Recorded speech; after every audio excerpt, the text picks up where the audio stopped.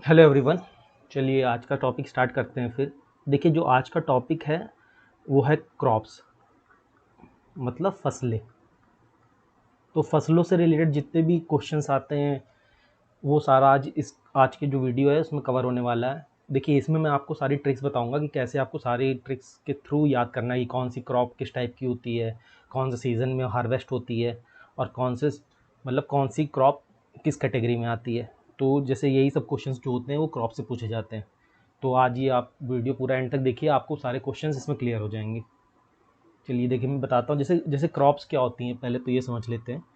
जैसे कोई प्लांट्स जो होते हैं जिनको कोई फार्मर ग्रो कर रहा है, तो वो उसको क्या कहते हैं?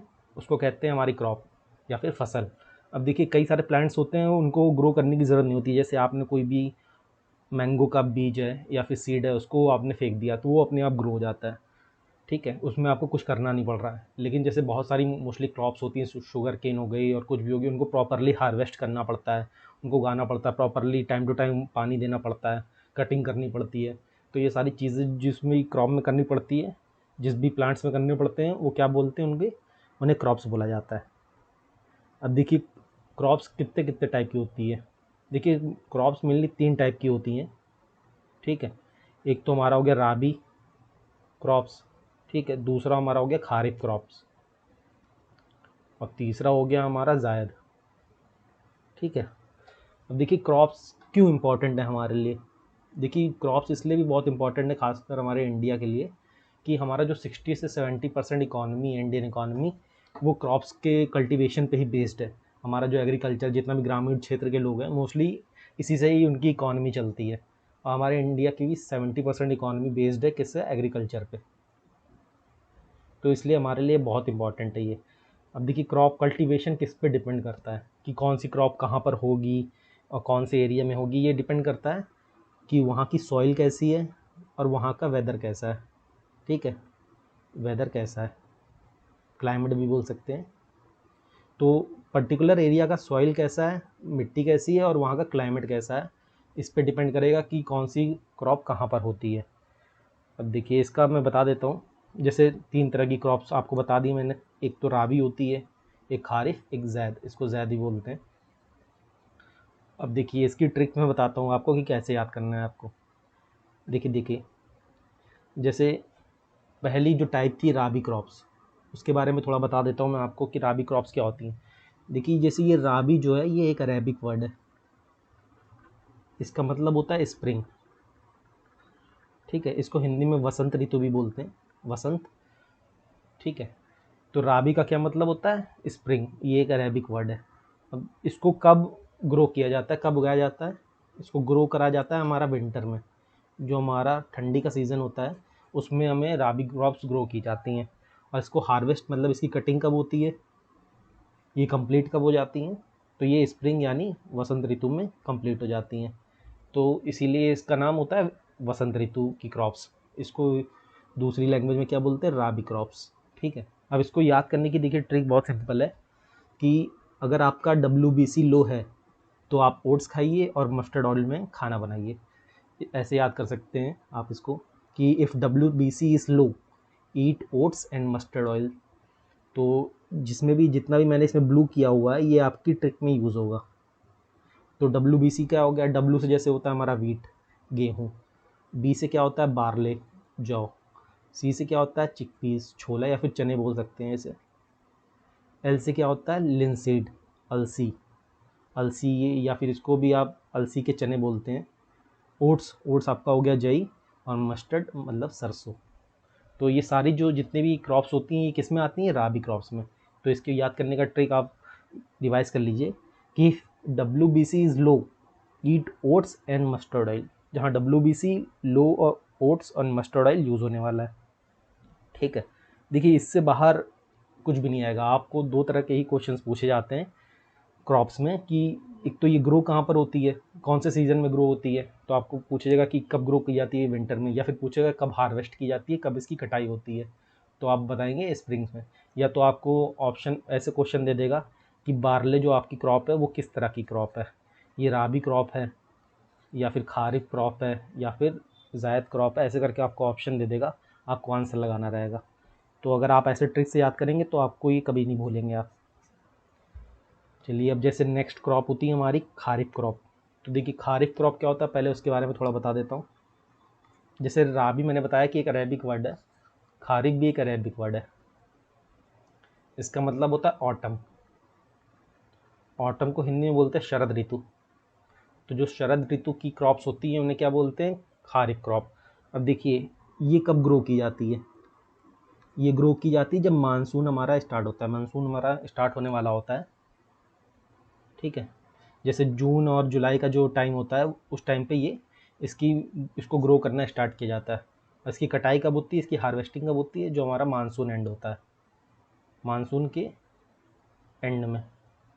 जब मानसून हमारा एंड होने वाला था तब खारिफ क्रॉप की कटाई होती है, हार्वेस्टिंग होती है। और ग्रो कब होता है, मानसून की बिगिनिंग में, स्टार्टिंग में, जब मानसून स्टार्ट होता है तब ये हमारा क्रॉप क्या होती है, ग्रो की जाती है, ठीक है।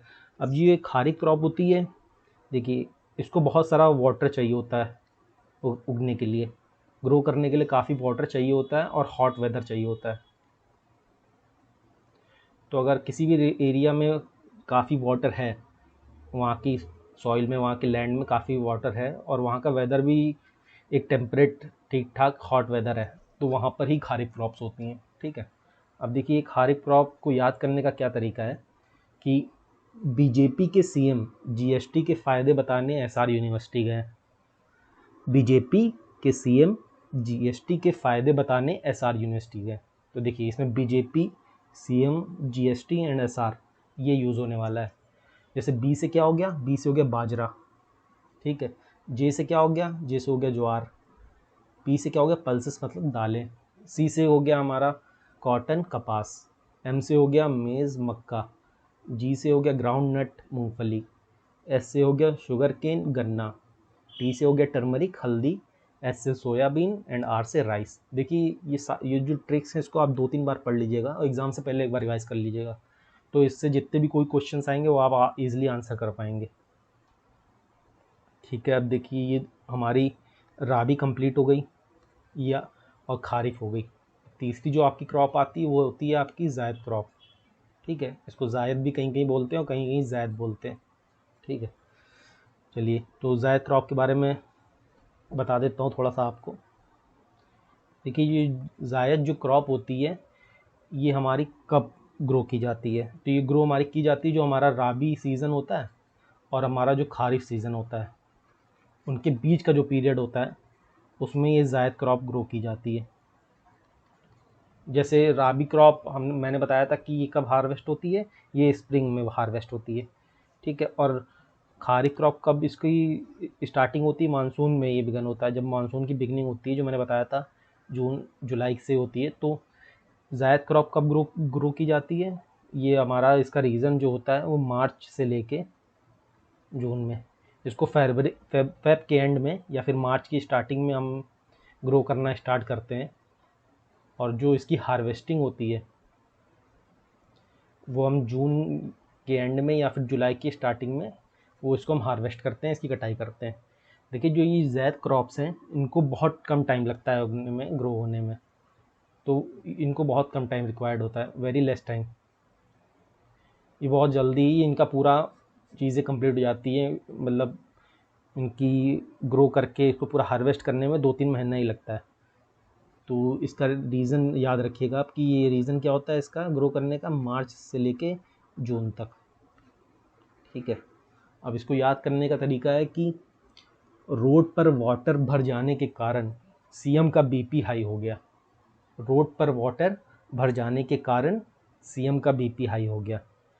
तो इसमें आर हो गया हमारा, रोड से आर हो गया। तो रिच गुड होता है हमारा रिच की लौकी। बी यहाँ पर डब्लू होगा, डब्लू से हो गया हमारा वाटरमेलन तरबूज। सी से हो गया क्यूकम्बर। एम से हो गया मस्क मेलन। बी से हो गया बिटर गोड और पी से हो गया पम्पकिन, ठीक है। देखिए ये आपका कंप्लीट हो गया। इसमें मैंने बताया था ना आपको कि क्रॉप से ये 2 तरह के ही क्वेश्चंस पूछे जाते हैं। एक तो आपका पूछा जाएगा कि इसका हार्वेस्टिंग या ग्रो कब ग्रो किया जाता है और हार्वेस्ट कब किया जाता है, ठीक है। एक तो ये क्वेश्चन हो गया। सेकंड हमारा क्वेश्चन होता है कि टाइप ऑफ क्रॉप कौन सी है, कोई आपको नाम दे देगा पर्टिकुलर क्रॉप का और उसका आंसर पूछ लेगा। तो ये दोनों इस पे कंप्लीट हो गए। अब देखिए क्रॉप से 2 चीज़ें और बचती हैं जो कभी कभी पूछी जाती हैं, तो वो मैं नेक्स्ट टॉपिक में कंप्लीट करूँगा नेक्स्ट वीडियो में। तो जिन्होंने भी सब्सक्राइब नहीं किया है वो सब्सक्राइब कर लें ताकि वो वीडियो भी आपको मिल सके। अब देखिए उसमें क्या पूछा जाता है कि क्रॉप कल्टीवेशन किस टाइप का होता है। तो जैसे क्रॉप कल्टीवेशन इंडिया में मेनली 8 टाइप के होते हैं, वो नेक्स्ट वीडियो में डिस्कस करूँगा मैं आपको। और एक इससे क्वेश्चन पूछा जाता है कि आपको कोई भी एग्जांपल दे रहा हूँ मैं, जैसे आपको वीट दे देगा, ठीक है, वीट दे देगा, बार्ले दे देगा, कुछ भी दे देगा, शुगर केन दे देगा और पूछेगा ये सबसे ज़्यादा कौन सी स्टेट में होती है। तो जैसे शुगर केन हमारा यूपी में सबसे ज़्यादा होता है, वीट भी हमारा यूपी एंड एमपी में सबसे ज़्यादा होता है, और हमारा बार्ले जैसे राजस्थान में सबसे ज़्यादा होता है। कॉटन आपका दे देगा, पूछेगा सबसे ज़्यादा कहाँ होता है, तो कॉटन गुजरात में सबसे ज़्यादा होता है। तो ऐसे क्वेश्चंस भी पूछते हैं। तो ये 2 चीज़ें मैं नेक्स्ट वीडियो में कवर करूँगा। तो आप अगर वीडियो पसंद आती है तो लाइक कर दीजिए और सब्सक्राइब करिए ताकि ये वीडियो जब मैं आपको अपलोड करूँ तो ये सब भी आपको मिल सके। चलिए फिर मिलते हैं नेक्स्ट वीडियो में, बाय।